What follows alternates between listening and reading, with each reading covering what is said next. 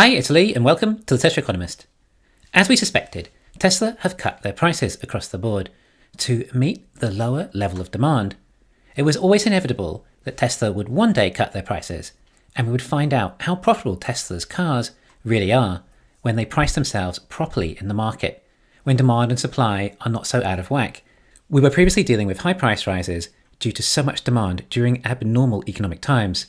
We're now dealing with higher interest rates, which makes items that are bought with debt more expensive, like houses or cars. In addition to that, Tesla have also increased their supply, and there is more Chinese competition. Basically, Tesla is finding its position in the auto market. I was quite concerned about the demand and then the prices having to drop and what it would do to the stock price. It ended up dropping the stock price by about 20% to $102. It then bounced back with good news from macros, as did the rest of the market.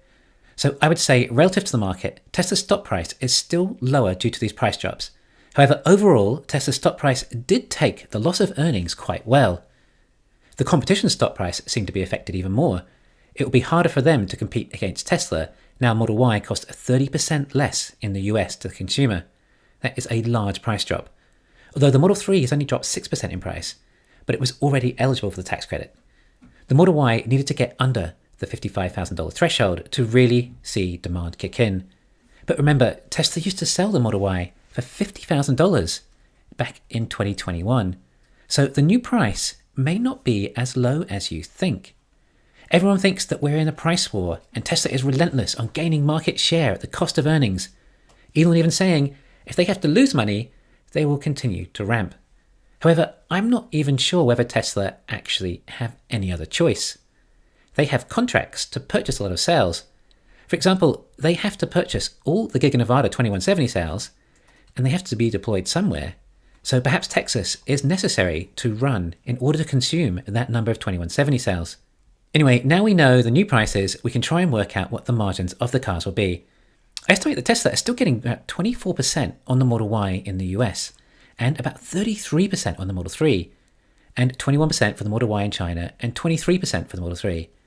I know they aren't the crazy 30% margins we've come to expect from Tesla, but these are still great margins, and there's more room to move still, depending on how low Tesla are willing to go. We can get a fairly good estimate for the production of Shanghai and Fremont for the year. However, Berlin and Texas, not so much. The only way for these factories to really expand is 4680 production. I don't think 4680 volume production is going too well. It's definitely not close to where we've been told in the past. I also don't think there are many more 2170 cells available. They may even possibly reduce if they're using a stockpile. The future growth of the company depends on 4680 ramping, unless Tesla build a new factory for a new model that uses LFP cells. I'm also leaving out the Cybertruck for the year. Even if it hits volume production by the end of this year, it's still not going to be contributing much in earnings. It will be more like a great breakthrough for the company to reach that milestone and will likely influence the stock on its own. Now, due to these lowered Model Y prices, if Texas is not running volume production, then it may actually be running at a loss. I think Berlin will still be profitable as they have higher priced Model Ys, unless they drop the prices on that too, which I think Tesla will, as there seem to be a lot of Model Ys in inventory in Germany. So I've lowered the price of the Model Y by about 14% than it is now. Germany also recently cut the price of the Model Y rear-wheel drive the other day. So basically, these two new factories may not be very profitable. They might even make a slight loss. If they ramp, then it would be with a lower spec, lower cost 4680 Model Y, and the additional supply may mean Tesla have to lower prices further. As for the other two factories, they're still highly profitable at these price points, as there was such large buffer of margin, and of course the US has the tax credits, making any potential losses from the new factories look relatively small. I've included some production estimates for the year. Q1 is a little lower due to downtime in Shanghai. I have the Shanghai and Fremont pretty much at full capacity for the rest of the year. The other quarters come in with production at around 500,000 a quarter. This allows for very little expansion for the new factories, as I don't know how those factories will ramp without 4680 cells, and the current progress will not have any major impact. This comes to total deliveries of almost 2 million though, which could be quite high, but that's about how many vehicles these factories make. And if Tesla are just going to control demand by lowering pricing and not cut back on production, these are the numbers. There may possibly be some more future price cuts to come, especially depending on how the recession goes. Also, be aware of some potential downtime in those factories if Tesla are going to update to the Model 3 Highland. When we add all this up, we get $95 billion in auto revenue with an overall profit margin of 21%, including some regulatory credits, giving $20 billion in gross profit. Tesla might also receive some subsidies from the batteries that Panasonic are making at Giga Nevada. On top of that, Tesla do get the subsidies for the 4680 batteries they make, but they're only at a rate of 4 gigawatt hours a year, which is only about $118 million in subsidies. I'm estimating a total subsidies of $2 billion. Energy could be big this year. We have a 40 gigawatt hour capacity for megapacks and rumours spreading that margins could be around 50%. This could mean potentially $10 billion in gross profit for energy. However, we've only ever seen about 10% margins at the best in the past, but there are many reasons for that to increase. There is the potential for energy to pick up all the gross profit that's been lost from Tesla reducing the prices of their cars. We'll find out a lot more about megapacks likely in the earnings report.